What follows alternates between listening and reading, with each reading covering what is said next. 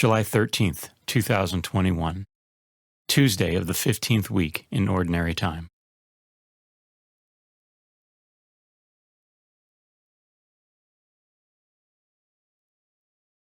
A reading from the book of Exodus. A certain man of the house of Levi married a Levite woman, who conceived and bore a son. Seeing that he was a goodly child, she hid him for 3 months. When she could hide him no longer, she took a papyrus basket, dabbed it in bitumen and pitch, and putting the child in it, placed it among the reeds on the river bank. His sister stationed herself at a distance to find out what would happen to him. Pharaoh's daughter came down to the river to bathe, while her maids walked along the river bank. Noticing the basket among the reeds, she sent her handmaid to fetch it. On opening it, she looked, and lo, there was a baby boy crying.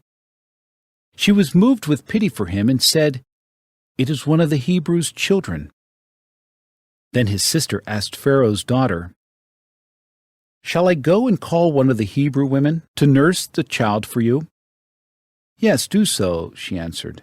So the maiden went and called the child's own mother. Pharaoh's daughter said to her, "Take this child and nurse it for me, and I will repay you."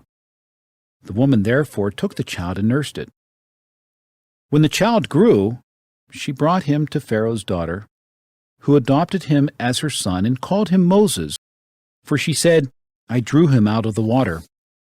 On one occasion, after Moses had grown up, when he visited his kinsmen and witnessed their forced labor, he saw an Egyptian striking a Hebrew, one of his own kinsmen. Looking about and seeing no one, he slew the Egyptian and hid him in the sand.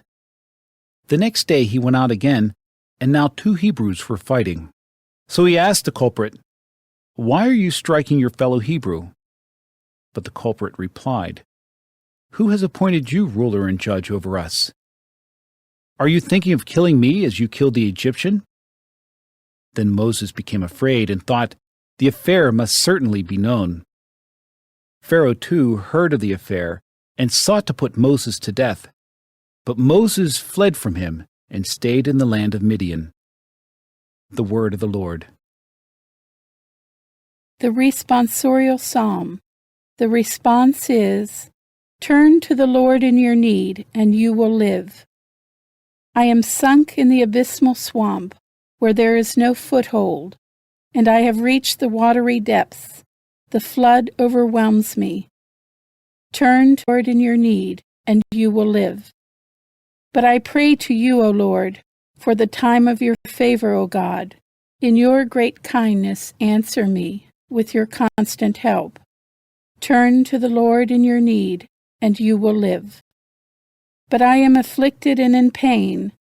Let your saving help, O God, protect me. I will praise the name of God in song, and I will glorify him with thanksgiving. Turn to the Lord in your need, and you will live. See, you lowly ones, and be glad. You who seek God, may your hearts revive. For the Lord hears the poor, and his own who are in bonds he spurns not. Turn to the Lord in your need, and you will live.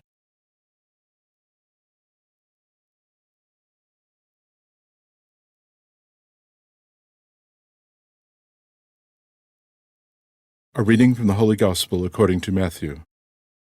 Jesus began to reproach the towns where most of his mighty deeds had been done, since they had not repented. "Woe to you, Chorazin! Woe to you, Bethsaida! For if the mighty deeds done in your midst had been done in Tyre and Sidon, they would long ago have repented in sackcloth and ashes. But I tell you, it will be more tolerable for Tyre and Sidon on the day of judgment than for you. And as for you, Capernaum, will you be exalted to heaven? You will go down to the netherworld. For if the mighty deeds done in your midst had been done in Sodom, it would have remained until this day. But I tell you, it will be more tolerable for the land of Sodom on the day of judgment than for you." The Gospel of the Lord.